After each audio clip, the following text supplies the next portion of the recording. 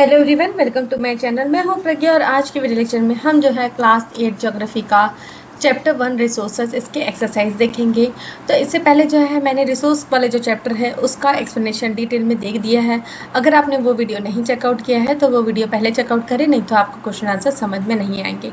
तो first is answer the following question. तो हमको कुछ क्वेश्चन दिए गए हैं जिसके हमको जवाब देने हैं। So first is why are resources distributed unequally over the earth. तो रिसोर्सेज जो है, जो हमारी जो काम की चीज़ें होती है जिसको हम वैल्यू देते हैं वो, ठीक है, जो नेचुरल रिसोर्सेस है, यहाँ पे नेचुरल रिसोर्स की बात कर रहे हैं, हमारे जो ह्यूमन मेड रिसोर्स की बात नहीं कर रहे हैं। तो नेचुरल रिसोर्सेज जो है वो अर्थ में अलग अलग जगह पे अलग अलग तरीके से क्यों डिस्ट्रीब्यूट है, कहीं पे ज़्यादा मिलता है, कहीं पे कम मिलता है, क्यों है ऐसा।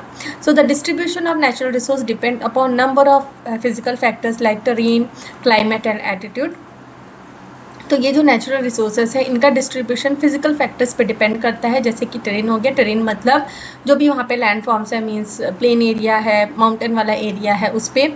और क्लाइमेट कैसा है, हॉट क्लाइमेट है, ड्राई क्लाइमेट है, विंटर वाला क्लाइमेट है, कोल्ड क्लाइमेट है, एल्टीट्यूड कैसा, हाइट कैसी है वहाँ पे। So the distribution of resource is unequal because of this factors. तो इन फैक्टर्स के कारण जो डिस्ट्रीब्यूशन है रिसोर्सेज का वो इन फैक्टर्स के कारण होता है, इसलिए ये इतना डिफर करता है। Next is what is resource conservation. Resource conservation क्या होता है? So using resource carefully and giving them time to get renewed is called resource conservation. Each person can contribute by reducing consumption, recycling and reusing thing. So resources को ध्यान से use करना, carefully use करना और time देना, उतना ही use करना जितना अभी ज़रूरत है, उसे रिसोर्स कंजर्वेशन कहते हैं। और हर व्यक्ति जो है इसके लिए कंट्रीब्यूट कर सकता है। कैसे? रिड्यूस कर सकता है कंजप्शन का, रिसाइकल कर सकता है चीज़ों को और रीयूज़ कर सकता है चीज़ों को। Next is why are human resource important. Human resource important क्यों है? So people can make the best use of nature to create more resource when they have the knowledge, skill and technology to do so. तो लोग जो है वो nature का best use कर सकते हैं और रिसोर्सेज क्रिएट करने के लिए जब उनके पास जो है नॉलेज होगा, स्किल होगी और टेक्नोलॉजी होगा ये काम करने के लिए। So that's why human beings are a special resource. इसलिए ह्यूमन बींग्स एक स्पेशल रिसोर्स है और इसलिए लोगों को ही, पीपल को ही ह्यूमन रिसोर्स कहा जाता है। Next is what is sustainable development. Sustainable development क्या होता है?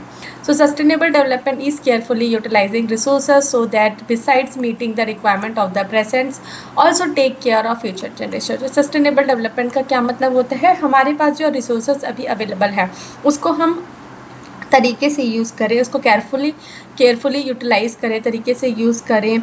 ये नहीं कि उसकी अति तरीके से उसका यूज़ करें।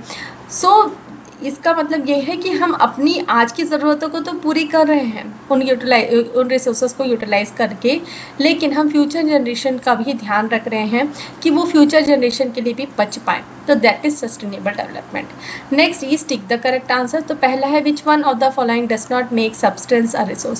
सब्सटेंस को रिसोर्स को क्या नहीं बनाता? तो that is quantity. Okay, quantity. तो यूटिलिटी होती है, अगर कोई चीज़ है उसकी यूज़ है, यूटिलिटी है तो रिसोर्स बन जाता है। उसकी कोई वैल्यू है, मनी वैल्यू है, तो ये हमारे जीवन में कोई वैल्यू है तो वो रिसोर्स बन जाता है। Next is which of the following is a human made resource. तो ह्यूमन मेड रिसोर्स कौन सा है? Medicine to treat cancer. तो स्प्रिंग वाटर और ट्रॉपिकल फॉरेस्ट तो नेचुरल रिसोर्स है, so medicine to treat cancer. Next is complete the statement. Non renewable resources are, क्या होते हैं non renewable resource? Those which have limited stock. तो जिनका limited stock होता है वो नॉन रिन्यूएबल रिसोर्स के अंदर आते हैं। तो next is made by human beings या डिराइव फ्रॉम नॉन। तो ये नहीं आएगा, first A is the answer. तो यहाँ पे बहुत ही कम क्वेश्चन आंसर्स थे जो कि हमने क्विकली 5 मिनट्स में कवर अप कर लिए हैं। तो मैं आशा करती हूँ कि आपको ये वीडियो समझ में आया है। वीडियो समझ में आया तो लाइक शेयर करें, कमेंट करके बताएं कि वीडियो कैसा लगा। अगर मेरे चैनल के वीडियोस आपको पसंद आते हैं तो चैनल को सब्सक्राइब कर लीजिए, बेल नोटिफिकेशन को भी ऑन कर लीजिए ताकि जब भी मैं नई वीडियोस डालूँ तो आपको नोटिफिकेशन मिल सके। अगर आपको किसी टॉपिक पे डाउट है, आप चाहते हैं मैं उस टॉपिक पे वीडियो बनाऊँ, आपको समझाऊँ, तो आप वो भी कमेंट कर सकते हैं, मैं ज़रूर उस टॉपिक पे वीडियो बनाऊँगी।